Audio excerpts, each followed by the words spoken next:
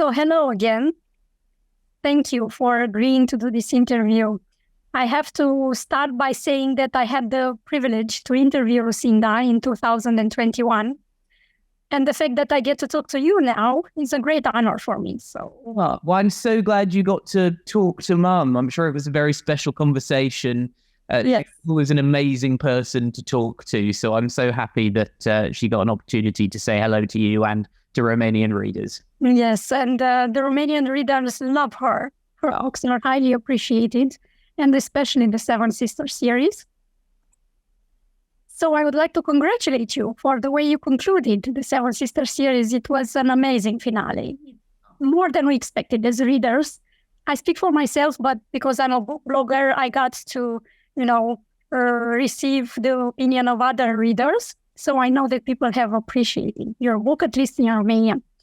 I found the story of Pasals to be beautifully written with no loose ends at all, no matter how many characters and side stories there were. So I suppose many people have asked you if it was difficult to write the series finale.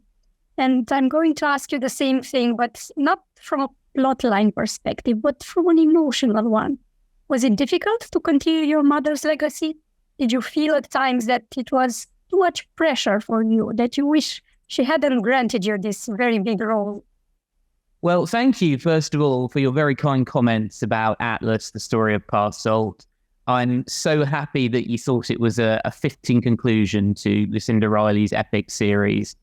Was it a difficult task emotionally?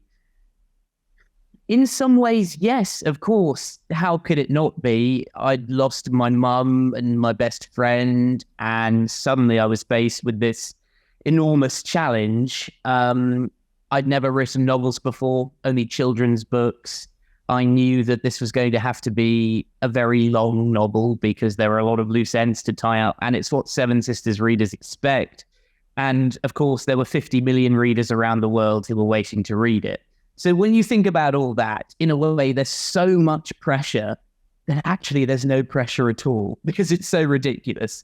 If you thought about it for more than 2 seconds, your head would explode and you wouldn't want to write again.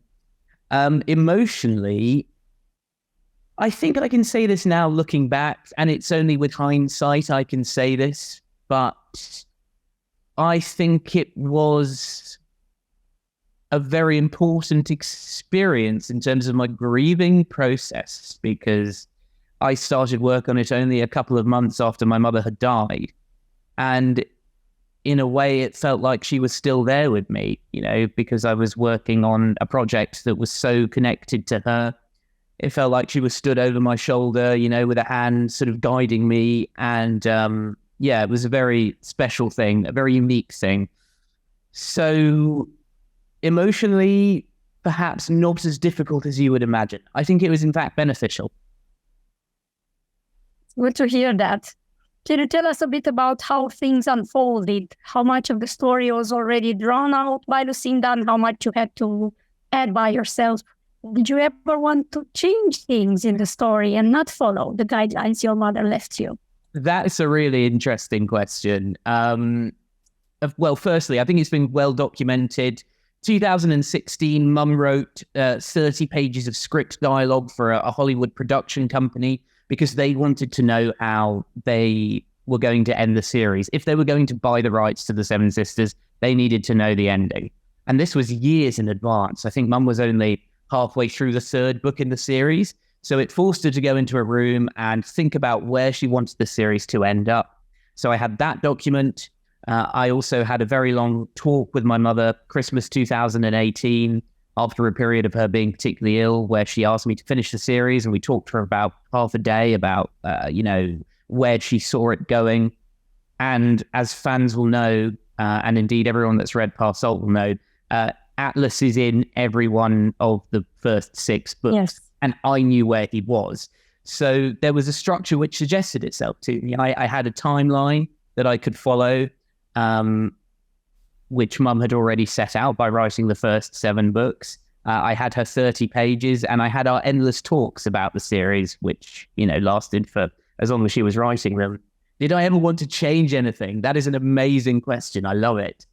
Yeah, definitely. Did you? No, I didn't. I didn't change anything. Oh, wow. In terms of, because I didn't, I had a skeleton.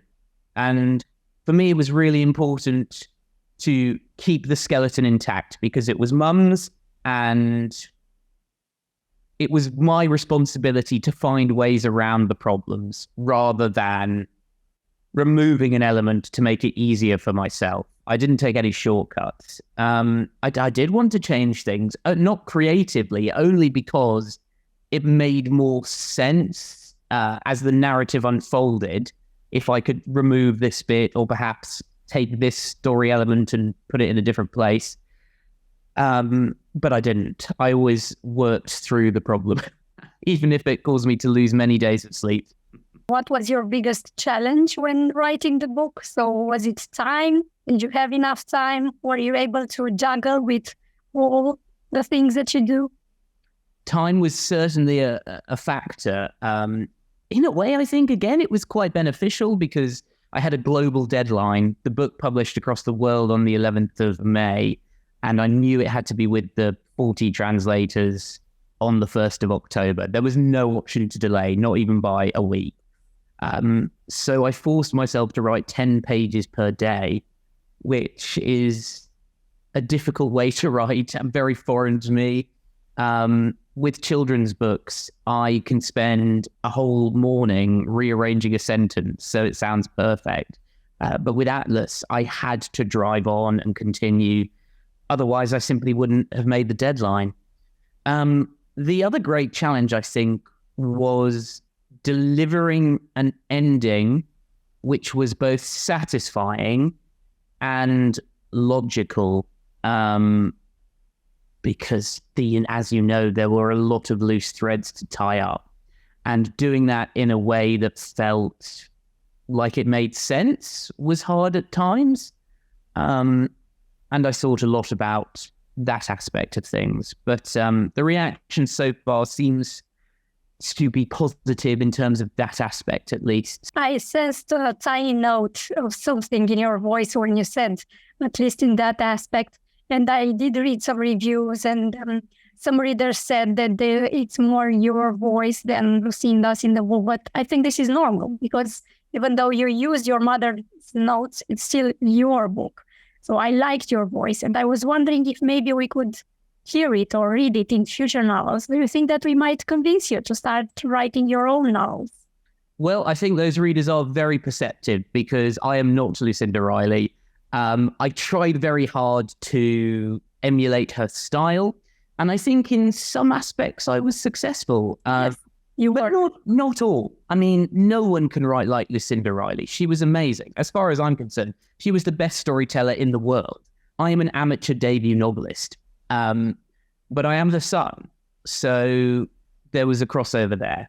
In terms of the future, yes, definitely. There's more to come from me. I will release a debut novel, I hope, at the start of 2025. But also there's more to come from Lucinda Riley, which is very exciting. She wrote novels in the 1990s under the name Lucinda Edmonds and returned as Lucinda Riley in 2010. Her novels under the name Lucinda Edmonds were not global phenomenons like the Seven Sisters series. They published in the UK and a very small number of other countries. And actually, she rewrote some of those novels in the period 2010 to 2021. So she would take a 1990s novel, rewrite it, work on it, and then release it as a new Lucinda Riley novel. This was the case in, and I'm not sure if you published them all, The Italian Girl, yes. The Love Letter. I think it was The Love Letter. I think I have it under The Royal Secret. Or The Royal Secret. Yeah, I loved that one. I have to tell you that from all of non-Seven Sisters series novels that Lucinda wrote, I actually loved The Royal Secret. I couldn't tell you why, but I loved it. Well, there's an interesting story, if I might go. Yes, please, go ahead. For a moment, because that novel was the novel that ended her career as Lucinda Edmonds in the United Kingdom. Oh, wow. Without giving away too many plot details, it suggests that there is an illegitimacy in the British royal family. And that was not something you could really say in the 90s in England. Particularly, it was relatively close to the death of Diana. And at that time, the support for the royal family was quite strong after the sort of healing process. And the book got pulled from shelves, quite literally, and she was dropped by her publisher. That sounds like a conspiracy, like those plots in a book or a movie. Honestly, I think it was. And Mum was very paranoid at the time. We had weird noises on our phones. And anyway, the whole thing was very, very bizarre. And now, of course, you can say what you like about the royal family. In fact, the royal family themselves start saying stuff about each other. My namesake Harry, is a great example of that. So it's so wonderful that, she took that book from the 90s, which ended her career, and she rewrote it and she re-released it, and it's now your favorite. And that leads me to say that there are 3 more Lucinda Riley novels that I'm going to, Lucinda Edmonds novels, that I will re-edit lightly and release as new Lucinda Riley novels. So there are 3 brand new Lucinda Riley stories to come. We're looking forward to them. Speaking of your mother's novels, did you read them as she published them? Because I remember at some point I had an interview with another British author, and she said that her kids, grown-up kids, don't read her novels. So I was curious, do you and your siblings used to read your mother's novels as they appeared? Because when you started writing the story of Passalt, I imagined that you had to reread all of them to remind yourself or to remember things. I think that British author you spoke to, that is an accurate representation, I think, of most authors, certainly in this country. I think there's an element of whatever job your parents do, you're not that interested somehow. If they're an author, or if they're an electrician or a plumber or a painter, you're like, oh, it's what my parents' job. Why would I care about that? But it's very personal for some reason when you're a novelist. And Mum will get very upset when all 4 of her children did not immediately read one of her books. But I was in the hugely lucky position of reading the Seven Sisters novels literally as she wrote them. If she'd written 40 pages in a day of book 3 or whatever, she would give them to me, and we'd read and we'd discuss. And it was my great privilege to do that. Some of my favorite ever conversations with Mum were about the Seven Sisters books as she was writing them, because she was so passionate and enthusiastic about the series. So I love those conversations.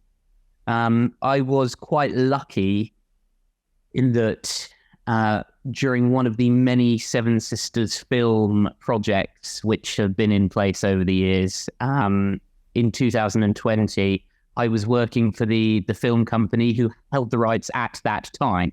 They no longer hold the rights. But my job for them was to provide them with very thorough summaries of the Seven Sisters novels. So in 2020, I reread each of the Seven Sisters novels and made about 30, 40 pages of notes on each. So when it came to 2021, 18 months later, I found that I knew the Seven Sisters novels remarkably very well. So that was a big stroke of luck. So one of the things that I liked most about the Seven Sisters series is that each novel takes place in a different environment, in a different country. So there are so many beautiful places that Lucinda described in these books, and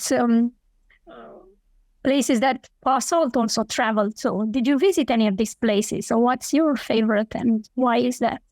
Well, I think the reason why fundamentally the Seven Sisters books are so successful is the amount of research that Mum would put into the location she was writing about. Once she was inspired by a place and she knew she wanted to write a novel set in that location, she would go to the city or the town. She would spend a month there. She would meet the local people, immerse herself in the culture. And that's why she's so accurately able to translate the location to the page, and why the readers feel like they visited that country sometimes.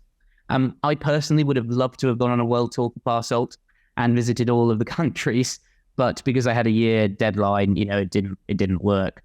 There's one country in Atlas which has not featured in the Seven Sisters series, and it would have been very beneficial for me to visit. But because of a significant geopolitical reason, I could not visit that country.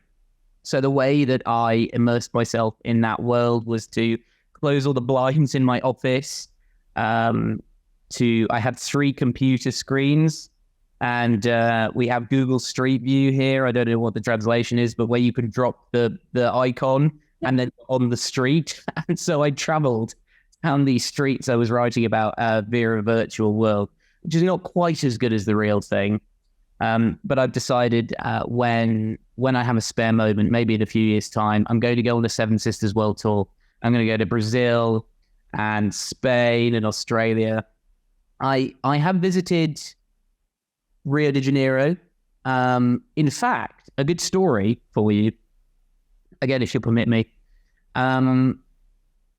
I went traveling to South America in the year 2011 or 2012. And I ended my South American travels in Rio de Janeiro because I was obsessed as a teenager with the architecture of Christ the Redeemer. I just thought it was inspiring, and I always wondered how they got this huge structure on top of this tiny, tiny pinprick of a mountaintop. And I learned all about it on my trip, and I returned to England. And I said, Mum, the story of Christ the Redeemer is amazing, sculpted by a Frenchman, and then it was transported across the sea and built by this architect. And she was like, oh, that is very interesting. Yeah.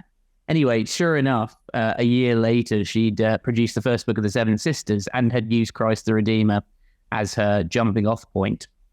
I think Mum did that a lot. She would hear a great story from life and log it in her memory bank.